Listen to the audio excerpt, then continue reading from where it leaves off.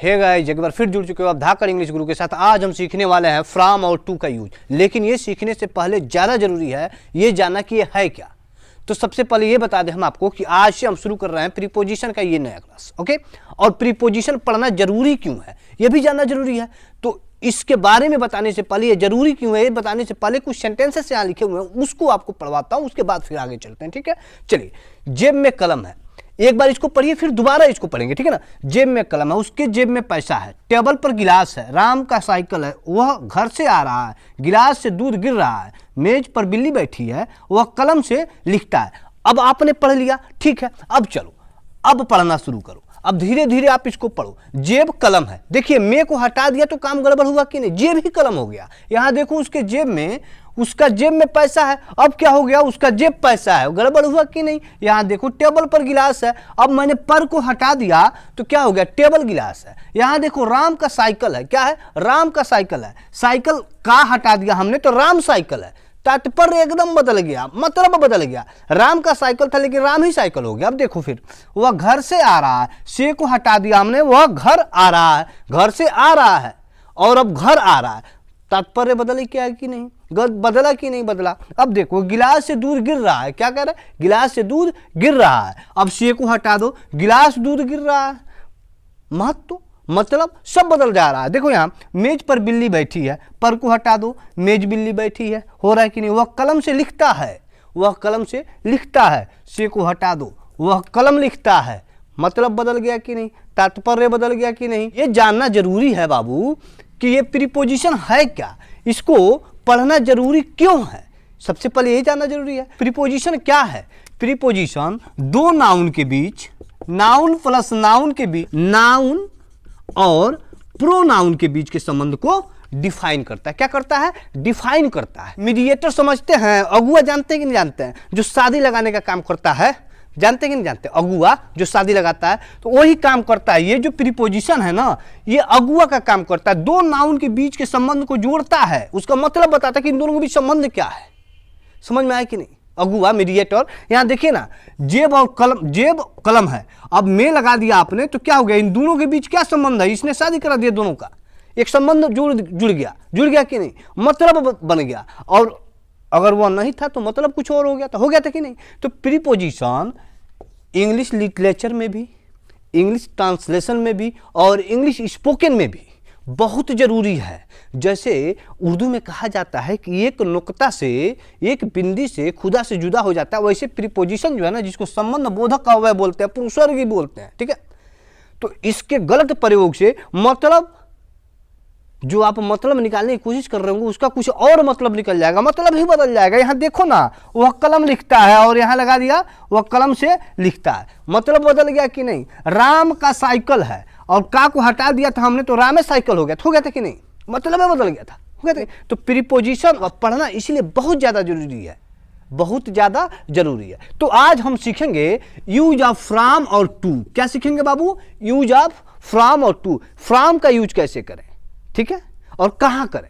Actually ये होता है ना कि हिंदी में जो संबंध बोधक अव्यय है वह क्या होता है, मात्र 3-4 ही होता है, और उस संबंध बोधक अव्यय का भाव से आदमी समझता है। लेकिन इंग्लिश में क्या है कि एक ही चीज का कई इंग्लिश है और हर एक भाव में अलग अलग इंग्लिश का यूज करना पड़ता है। समझ में आएगा, अलग अलग वर्ड, अलग अलग प्रीपोजिशन यूज होता है, इसीलिए इसको इंग्लिश में पढ़ना जरूरी है। तो चलिए आज हम देखते हैं कि फ्रॉम और टू का यूज कहाँ करते हैं और कब करते हैं, ठीक है बाबू। देखते हैं कि फ्रॉम का यूज कहाँ करते हैं, फ्रॉम का यूज कहाँ करते हैं। फ्रॉम का मतलब होता है से, क्या होता है, से। अब इस से का यूज कहाँ करते हैं और किस किस से के लिए क्या क्या लगाते हैं, ठीक है। सबसे पहला है कि जुदाई के लिए, किसके लिए, जुदाई के लिए। नहीं पढ़ेंगे ऐसा, धाकड़ इंग्लिश गुरु के साथ जुड़े हुए बाबू, तेरे दर पे आया हूं तो कुछ करके जाऊंगा, सिखा के जाऊंगा, छोड़ूंगा नहीं।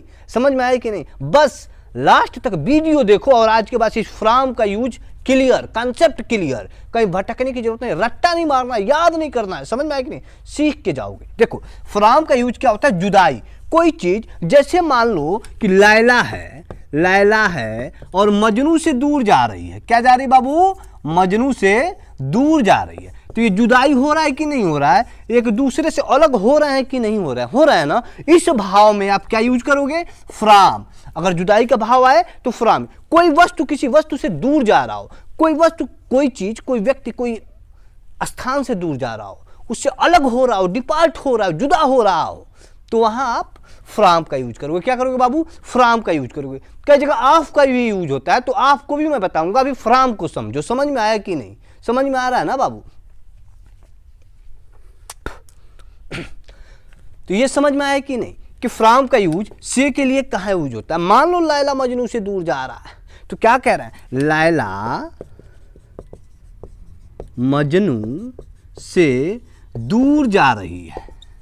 अब यहां तात्पर्य समझो, क्या कह रहा है? लैला किससे? मजनू से दूर जा रही है, अलग हो रही है, जुदा हो रही है, और रो रो के गाना गा रही है, हम तुमसे जुदा होके मर जाएंगे रो रो। क्या समझ में आया कि नहीं? दूसरा समझो, मान लो कि वह घर से स्कूल जा रहा है। क्या कर रहा है बाबू? वह घर से स्कूल जा रहा है। कहां जा रहा है बाबू? स्कूल जा रहा है, स्कूल जा रहा है। समझ में आया कि नहीं? तो क्या हुआ? मान लीजिए कोई बालक है और कहां जा रहा है? घर से स्कूल जा रहा है, घर है इसका, यहां से दूर हो रहा है कि नहीं हो रहा है? हो रहा है ना। तो जब दूर जाएगा तो फ्रॉम का यूज होगा से के लिए। यहां देखो, से के लिए फ्रॉम का यूज होगा, तो क्या कहोगे? He is going to school from home.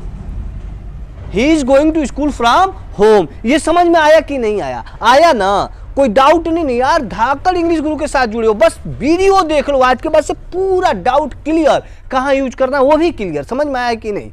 ये प्रीपोजिशन का क्लास चल रहा है और इसका और भी वीडियो अपलोड करूंगा, जब तक पूरा प्रीपोजिशन सिखा ना दूंगा आपको। समझ में आया कि नहीं? तो दूसरा हम देखते बाबू, समय। फ्रॉम का यूज समय को दिखाने के लिए भी होता है, लेकिन बिगिनिंग ऑफ टाइम, समय का जब आरंभ हो, किसी जगह से, किसी समय से कोई कार्य शुरू हो रहा हो, तो उस बात के लिए इसको दिखाते हैं। समझ में आया कि नहीं? समय का आरंभ जब हो, जैसे मान लो कि वह जन्म से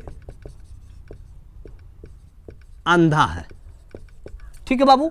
अब देखिए, से का मतलब क्या आ रहा है? उसके शुरू होने का, अंधा होने का समय बता रहा है, स्टार्टिंग टाइम बता रहा है कि नहीं, कि वो जन्म से अंधा है। तो क्या बोलेंगे? He is blind from BIRTH birth. समझ में आ रहा है कि नहीं? धाकड़ इंग्लिश गुरु के साथ जुड़े हुए हो यार, परेशान नहीं होने का, समझो। समझ में आया कि नहीं? वह समय से अंधा, जन्म से अंधा है। क्या है? जन्म से अंधा है। समझ में आ रहा है कि नहीं बाबू? दूसरा देखो, दूसरा जो है स्रोत का भाव। स्रोत माने किसी चीज से, कोई चीज कहां से प्रारंभ हो रहा है, उसका स्रोत कहां है, वो कहां से। अच्छा, आपने वो संदर्भ व्याख्या हिंदी में पढ़ा होगा, इंग्लिश में भी पढ़ते होंगे, रेफरेंस। समझ में आया कि नहीं? तो क्या करते हो उसके लिए? यह पाठ्य पुस्तक, ये जो कविता है, यह हमारे पाठ्य पुस्तक इस पाठ से, इस अध्याय से लिया गया। लिखते हो कि नहीं? लिखते हो ना। तो क्या बताते हो कि वो जो कविता उस पेपर में दिया गया है ना, उसका स्रोत कहां से है, वह कहां से लिया गया है, स्रोत बताते हो कि नहीं? जैसे मैं कहूं कि गंगा हिमालय के गोमुख से निकलती है। कहां से? हिमालय के गोमुख से। तो क्या लिखोगे? यहां गंगा के स्रोत, जो उद्भव स्थान है, जहां से उत्पन्न हो रही है, जहां से वो चल रही है, उसी को बताया जा रहा है जी। तो जब हम स्रोत का माने ओरिजिन की बात करेंगे कि कोई चीज कहां से उत्पत्ति हो रहा है, उद्भव कहां से हो रहा है, उसकी बात करेंगे, और वहां से आए तो हम वहां भी फ्रॉम का यूज करते हैं। देखो, Ganga starts it's journey from Gomukh. समझ में आ रहा है कि नहीं? क्या गंगा अपना जर्नी, अपना यात्रा कहां से शुरू करते हैं, कहां से निकलती है बाबू? गोमुख से। यानी उत्पत्ति का स्थान कहां है गंगा का? गंगा का उत्पत्ति का स्थान कहां है? गोमुख है। यानी कि अगर स्रोत दिख जाए किसी चीज का, स्रोत की ये चीज कहां से है, जैसे मैं कह रहा हूं कि कोई श्लोक पढ़ रहा हूं, तो अगर बता रहा हूं कि ये श्लोक इस चैप्टर से लिया गया, तो उस श्लोक के उत्पत्ति का स्थान क्या है, वह श्लोक कहां से लिया गया है, उसका स्रोत क्या है, इसके बारे में जब भी हम बात करेंगे तो ओरिजिन। ये भी कह सकता हूं, दिस बस ट्रेवल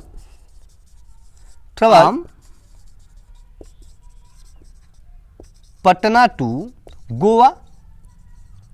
समझ में? ये बस कहां से शुरू हो रहा है? बस के उत्पत्ति का स्थान का, बस कहां से शुरू हो रहा है? शुरू कहां से हो रहा है जी? पटना से ना। और गोवा तक जा रहा है ना। तो जब उत्पत्ति की यानी स्रोत का भाव जब भी ओरिजिन की भाव है तो वहां आप फ्रॉम का यूज करोगे, ठीक है। ये अब जो आखिरी है कारण बताने के लिए भी हम फ्रॉम का यूज करते हैं इंग्लिश में। क्या यूज करते हैं? फ्रॉम का। जैसे वह बुखार से पीड़ित है, कहता है ना कि वह बुखार से पीड़ित है, वह दम्मा से मर गया, कारण है कि नहीं? जब कारण बताने की बात है ना, काज बताने की बात है तो आप फ्रॉम का यूज करो ना। जैसे डाइड फ्रॉम फीवर, वह बुखार से मर गया, चाहे कोरोना से मर गया मान लो, है ना। तो ये समझ में आया कि नहीं आया? अब आओ देखते हैं टू का यूज। आप जुड़े हुए धाकड़ इंग्लिश गुरु के साथ और अंत तक वीडियो देखने का और मजा आ रहा है तो चैनल को सब्सक्राइब भी करो, लाइक भी करो और शेयर भी करो। फैलाओ ना यार, जो नहीं जानता उसके पास भी। पूरा प्रीपोजिशन खत्म करूंगा, पढ़ाऊंगा नहीं, रट्टा नहीं मरूंगा, सिखा के छोड़ूंगा। समझ में आया? देखते हैं चलो। टू का यूज कब होता है? पहला डायरेक्शन, दिशा दिखाने के लिए। जब कोई व्यक्ति, वस्तु या कोई भी चीज जब एक जगह से दूसरे की तरफ जा रहा हो, उस कंडीशन में आप टू का यूज करोगे, ठीक है। जैसे मान लीजिए कि हाई लैला है, मान लीजिए हाई मजनुआ है, तो लैला क्या कर रहा है? मजनू के घर जा रहा है, तो क्या हो रहा है? ये मिलन होगा कि नहीं? तो जब मिलन वाली बात हो, कोई एक चीज दूसरी चीज से मिलने वाला हो, तो वहां हम टू का यूज करते हैं। क्या करते हैं? टू का यूज करते हैं। जैसे मान लो कि मैं कह रहा हूं कि वह स्कूल जा रहा है। क्या कह रहा हूं? वह स्कूल जा रहा है। मान लीजिए हई फलानुमा है, आई कहाँ जा रहा है? स्कूल की तरफ जा रहा है ना। तो अभी दोनों का मिलन होगा कि नहीं होगा? स्कूल की ओर जा रहा है कि नहीं जा रहा है ना। तो जब डायरेक्शन दिखाया जा रहा है कि इसका ये स्कूल की तरफ जा रहा है, निश्चित है स्कूल की तरफ जाएगा। कुछ लोग बोलते हैं कि नहीं सर, इसके लिए तो टुवर्ड्स का भी यूज होता है। टुवर्ड्स को भी बताऊंगा, पहले इसको जान लो। तो ये इधर जा रहा है तो क्या करेंगे? He is going to school. हुआ कि नहीं हुआ? अब कह रहा हूं कि मान लीजिए लैला मजनू के घर जा रहा है, क्या लिए? मिलन होने वाला है, मिलने जा रहा है। जुदा हो गया था ना, तो मिलना भी जरूरी है, तो मिलने जा रहा है। तो क्या कर रहा है? मजनू जो है, Majnu is going to Laila's home. हो रहा है कि नहीं? तो पहला आपने सीखा कि डायरेक्शन जब मिलन होने वाला हो, कोई चीज एक दूसरे की तरफ जा रहा हो, निश्चित होगी भाई यही जाएगा। टुवर्ड्स क्या होता है? निश्चित होता है इसके तरफ जा रहा है। जैसे मान लीजिए कोई कह रहा है कि भाई ये देखो पटना की तरफ जा रहा है, तो जो निश्चित है कि वो पटना ही जाएगा, कहीं और भी चला जाए। लेकिन जब आप कहेंगे कि नहीं वहां टू लगा देंगे, तो निश्चित होगा भाई वो पटना ही जाएगा। समझ में आया कि नहीं? तो ये जब भी डायरेक्शन दिखाया जा रहा हो, कोई चीज, कोई वस्तु, कोई स्थान, कोई व्यक्ति, किसी एक व्यक्ति या स्थान की तरफ जा रहा हो, वो वही निश्चित जा रहा हो, मिलन होने वाला हो, तो वहां आप टू का यूज करेंगे दिशा के लिए, डायरेक्शन के लिए, ठीक है। दूसरा देखते हैं मकसद या उद्देश्य। मकसद या उद्देश्य क्या? जैसे हम टू का दूसरा यूज देखते हैं, मकसद या उद्देश्य के लिए, यानी पर्पज के लिए। समझ में आया कि नहीं? यानी कोई उद्देश्य, कोई कार्य कर रहा है तो किस उद्देश्य से कर रहा है, उसका उद्देश्य क्या है, मकसद क्या है, उसको समझने के लिए। जैसे मान लो कि हई लैला, मजनू है, कौन है? मजनू। ये गया हई लैला के घर, तो लैला पूछेगा भाई काहे लिए आया है, किस लिए आया है? तो इसने कहा कि देखो भाई हम तुमसे ही तो मिलने आए हैं। तो क्या कर रहा है? लैला, मजनू लैला से मिलने गया। जाने का मकसद क्या था? मिलना न, किससे? लैला से न। मकसद समझ में, पर्पज समझ में आ रहा है कि नहीं? तो इस जगह अगर से आए, पर्पज के लिए, उद्देश्य के लिए से आए, तो वहां हम टू लगाते हैं, वर्ब के पहले टू लगाकर इन्फिनिट बनाते हैं।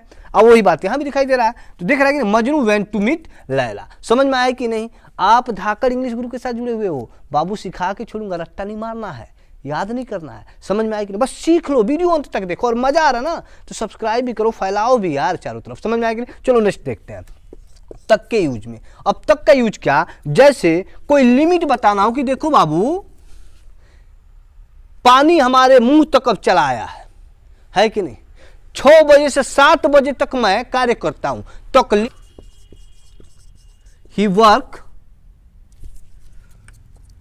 From Monday to Sunday. समझ में आया कि नहीं? वह कार्य करता है, he works from Monday to Sunday, यानी एक पीरियड हो गया, हुआ कि नहीं? मंडे से संडे तक काम करता है। समझ में आया कि नहीं आया? आया ना? आई होप कि आपको समझ में आया होगा टू और फ्रॉम का यूज। आगे भी इससे रिलेटेड वीडियो आते रहेंगे, जितने प्रीपोजिशन उन सब का वीडियो मैं बनाऊंगा। बस आप वीडियो देखना ना भूलिए, और अगर सब्सक्राइब नहीं किया चैनल तो कर लीजिए। बाबू धाकड़ इंग्लिश गुरु के साथ जुड़े हुए हो यार। आया हूं तो कुछ करके जाऊंगा, सिखा के जाऊंगा, रट्टा नहीं मारना, पढ़ना नहीं है, याद नहीं करना। समझ में आया कि नहीं? तो फैलाओ ना इस वीडियो को चारों तरफ यार, ठीक है। मिलते हैं फिर अगले वीडियो में, तब तक के लिए।